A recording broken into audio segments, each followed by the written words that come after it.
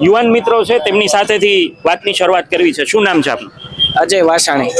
અજયભાઈ, 2.5 વર્ષ થયા છે કુંવરજી બાવળિયાને અહીંથી તમે ચૂંટીને મોકલ્યા એને કેબિનેટ મંત્રી પણ છે. જસદણ શહેરની તાલુકાની વાત હોય, કેવા કામો કર્યા છે, વાયદાઓ કર્યા હતા એ કેવા પૂર્ણ કર્યા છે કે કેમ?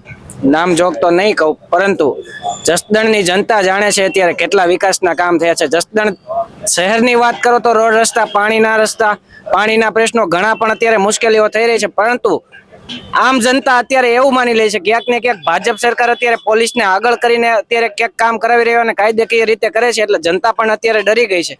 જેમ કે અત્યારે આપણે જોઈ રહ્યા છીએ બોટાદમાં કડદાકાંડ વાળું.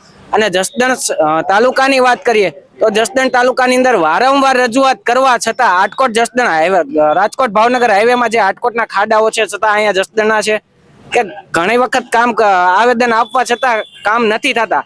તો ભાજપ સરકાર એમ કહે છે કે અમે વિકાસ કર્યા છે. વિકાસ કર્યા હોય તો વિકાસ કરવાના, તમે વિકાસ કર્યા હોય તો અમારે આવેદન લેખે કાગળિયા આપવાની જરૂર ન પડે.